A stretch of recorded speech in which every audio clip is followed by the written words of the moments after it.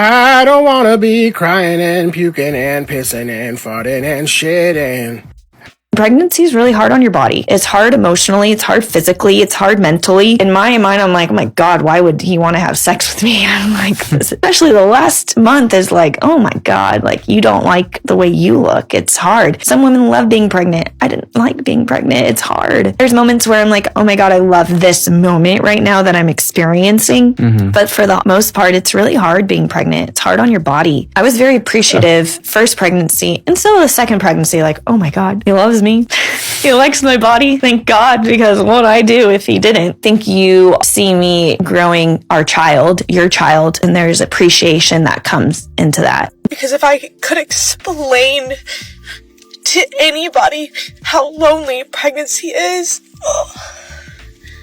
I can't put it into words. I'm just so frustrated with how I feel, and it's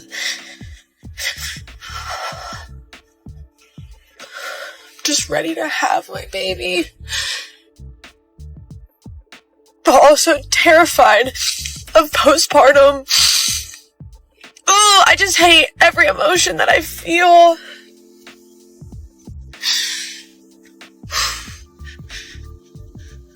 I just want to be away from my body.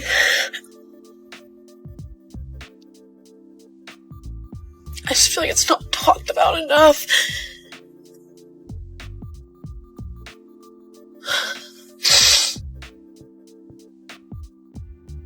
Hey guys, welcome back to my channel. How you all doing? Good morning, good afternoon, good evening, wherever you're watching me from.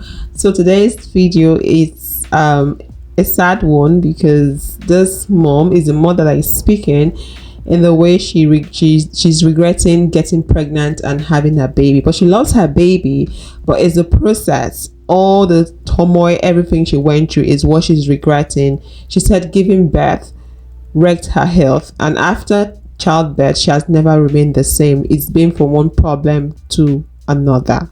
Yeah, she came online to share her experience, and a lot of people could relate. When it comes to pregnancy, it's very different for every woman. That's the truth. It's very different for every woman.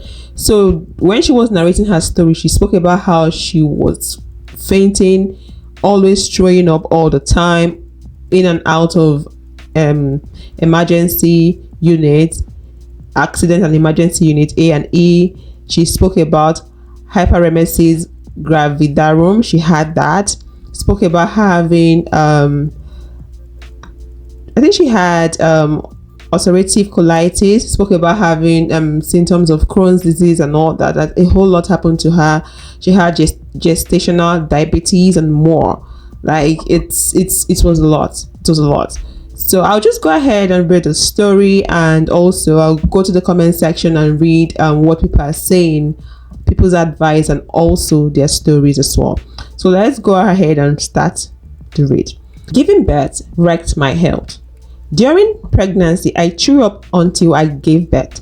I had a week-long induction which ended in emergency C-section and blood transfusion, followed by developing bowel complications. I was of pretty average health before I got pregnant. I am 28. At 6 weeks, I developed non-stop vomiting. I went to A&E because I fainted, couldn't keep water down. I was diagnosed with hyperemesis gravidarum, which is super rare, and the doctor in A&E was like, you have food poisoning. I said, I haven't eaten meat in 3 days. She said, okay.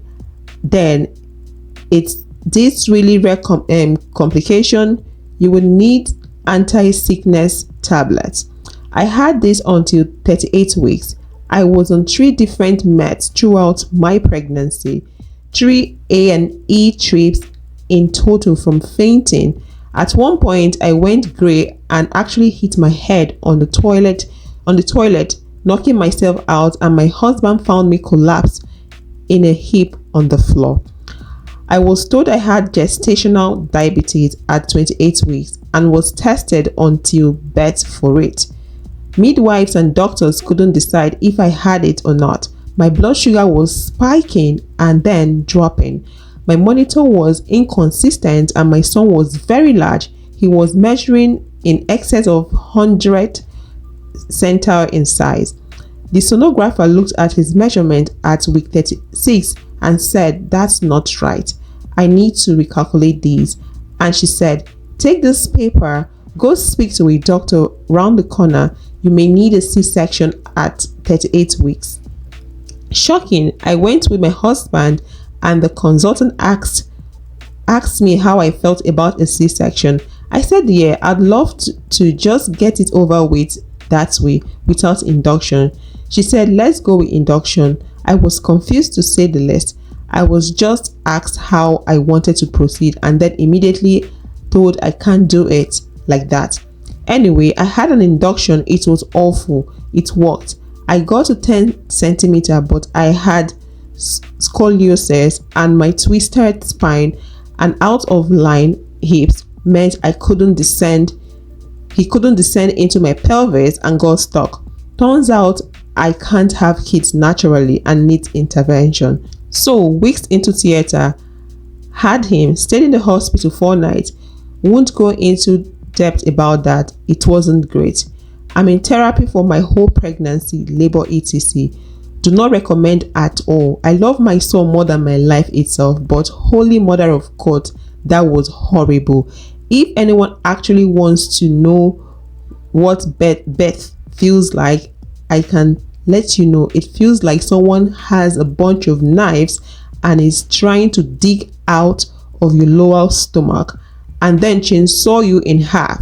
I was begging for death. To be frank with you, I hope that's okay to put here. Bit dark, but that is the reality of birth. After the C-section, my surgeon came to see me in NHS. He said he double folded my bowel and he's sorry if I develop any complications, and then he left the room. Since my C-section, 8.5 months later, I'm bleeding from my GI tract and need a camera. I have the symptoms of Crohn's or ulcerative colitis or worse. I have CP, PTSD and arthritis, all new since birth. My regret is just wrecking my body and mind. Guys, that's a story. She went through a lot. There's a lot of complications. A lot. Wow.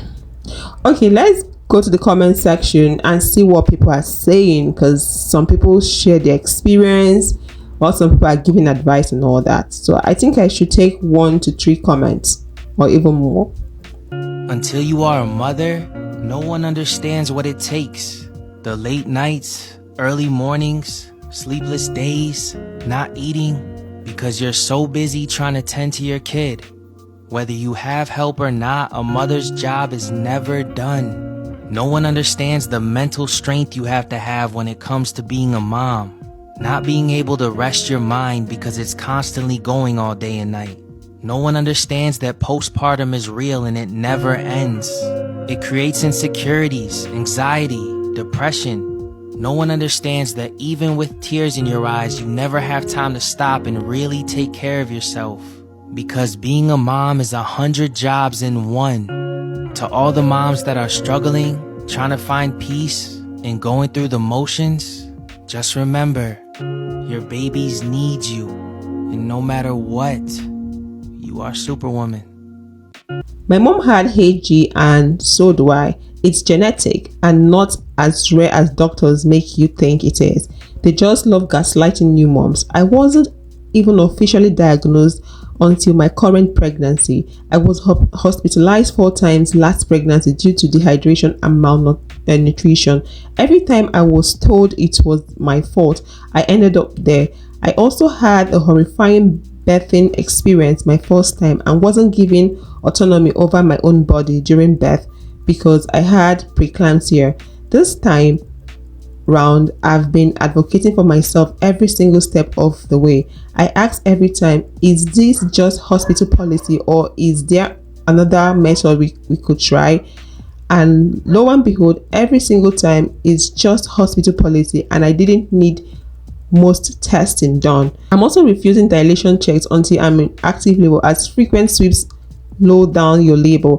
Birth is horrible, and hospitals and even douala can make it so much worse. It made me resent my son for many years after he was born, but through therapy and better medical help, I have been able to heal and create a relationship with him. He's 8 now and expecting a little brother. I hope this delivery and postpartum experience it's much different, considering I have a different partner as well as living in a different state. I'm very sorry you went through all that you did, and the PTSD is terrifying. I still take medication for mine, and sometimes it doesn't stop my nightmares. Hyperemesis is the reason I never wanted to be pregnant again. I chose to be one and done when I was pregnant because the chance of having again be worse increases with every pregnancy. I was already dehydrated, hospitalized 3 times, and lost weight. I'm sure it could get much worse, and I'm not doing it again. I puke because I sucked on an ice cube to help myself out. What kind of bullshit is that? Hyperemesis is literally hell on earth. I describe it as the worst hangover you've ever had in your life, mixed with food poisoning every day, 24/7. Also being starving with stabbing hunger pangs. But even thinking about food, let alone seeing it or smelling it, makes you start dry heaving and vomiting. I will never get pregnant again. I almost lost my job.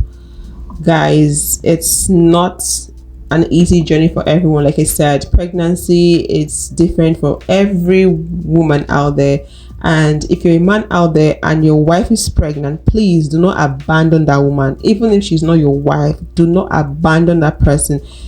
It's a lot for women. Pregnancy is torture. It's a lot. I know every woman experiences pregnancy differently. If you have a good go at it, please do not talk down on people, or do not try to make it look as though other people's experiences are not valid or are not the way it is. Don't think people are over exaggerating the experience just because you didn't feel that same way or because your own experience is different. Don't feel that way. Everyone's experience is totally different. Some people have it so easy, some people have it worse. It's not easy. So this is part of the stuff you have to consider if you're considering being a mom and getting pregnant.